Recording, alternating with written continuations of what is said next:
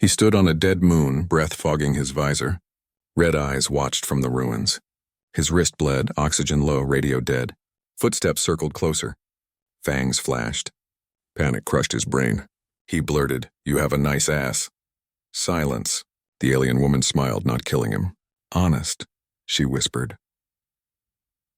Part 2. A Predator's Curiosity. He followed her through broken halls, boots soft on gray dust. She moved like a shadow with a heartbeat. No sound, no fear. "Only those red eyes. Why did you say that?" she asked without turning. He swallowed. "Panic, I thought I would die." She stopped, close, cold air. "Honest fear tastes." Bright, he saw metal thorns on the ceiling. "UV mines." She stepped forward. "Wait," he said. He tossed a tarp, kicked dust into the light. The trap flashed and died. She watched, head tilted. "Not fed, interested." "Your kind burns," she murmured. "Yet you look at me." "My kind also thinks fast," he said, showing a small mirror rig he'd made. "And we learn." Her lips curved. Not friendly, curious. "I am Virus. Call me Scout." They reached a vault door. A faint hum pulsed behind it. "Old Star Tech." "Wrong hands, hunters come," Virus said. He heard it then. Distant rotors, metal feet, human voices on encrypted comms. "Corporate strike team." Not rescuers. Collectors. A red dot climbed his chest plate. "Target lock." Virus leaned in, whisper soft. "Do you still fear me, Sunblood?" He didn't answer. He raised the mirror rig. She gathered darkness in her hands. The vault began to open. Part 3. Hunt in the dark. The vault split open with a slow metal scream. Cold wind rushed out. Black corridors. A blue pulse like a slow heartbeat throbbed below. "Move," Virus said. He moved. Drones poured in, sleek, quiet, hungry, red eyes of metal. The first beam hit the wall by his head, carving stone to glass. He threw a flare down the hall. Light roared. Virus raised her hands. Shadows bent, heavy as smoke, folding around them like a cloak. "Stay close," she whispered. He guided her with his wrist map. Left stairwell, then a service shaft. They slid through darkness. A drone sniffed the heat trail, drifted past his ear. He held his breath. Virus touched its shell. The light inside dimmed, then died. It fell without a sound. They reached a sealed door. Old lock, burned panel. He pulled wires with shaking fingers. 30 seconds, he said. 10, she answered, eyes on the corridor. Footsteps. Human voices. A commander said, "Take the vampire alive. Kill the asset if needed." He felt anger rise, sharp and clean. His hands worked faster, spark, smoke. The panel spat bright pain into his palm. He didn't stop, a ceiling beam cracked. Dust rained. The hallway groaned like a throat. He saw it. A UV mine wired into the door frame. "Trap," he said. He ripped his suit's side panel free and held it up like a crude shield. "On my mark." "Mark," she said, already moving. He hit the last contact. The door coughed open. The mine flashed white. He shoved the panel forward. Heat bit his skin. Virus pulled him through with impossible force.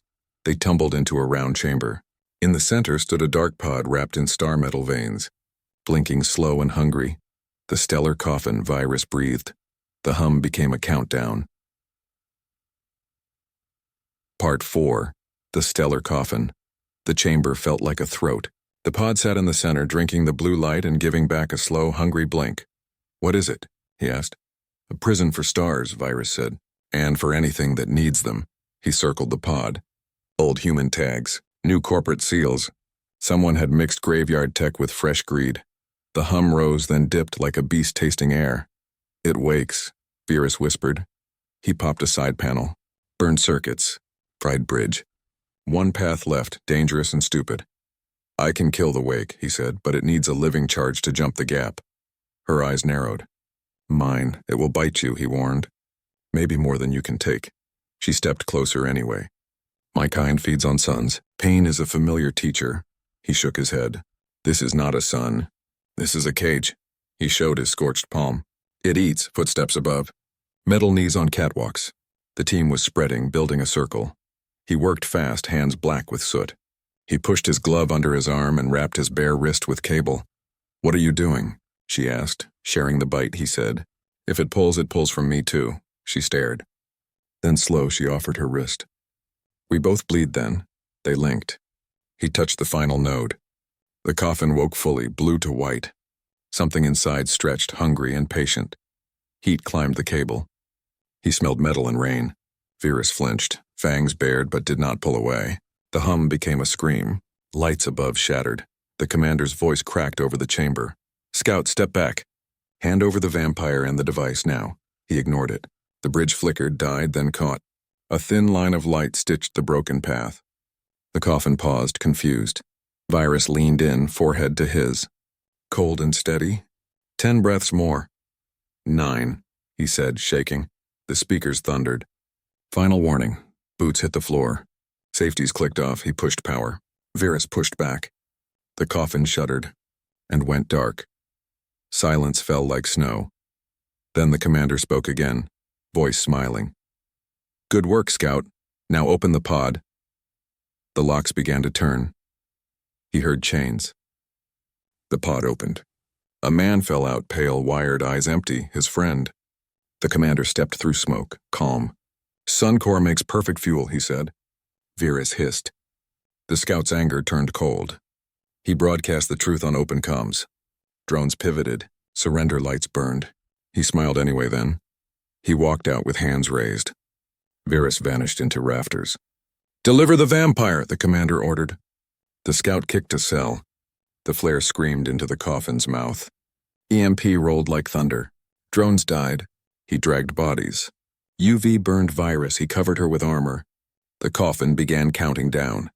He pressed his sun core into the coffin's heart. Pain ate him. Virus seized his shoulders, pouring shadow back. Together they hurled the pod skyward. Thrusters screamed. Darkness bloomed in orbit. He collapsed. She returned his stolen light, cold and sweet. Sirens faded. She smiled. "We hunt the hunters. Together now."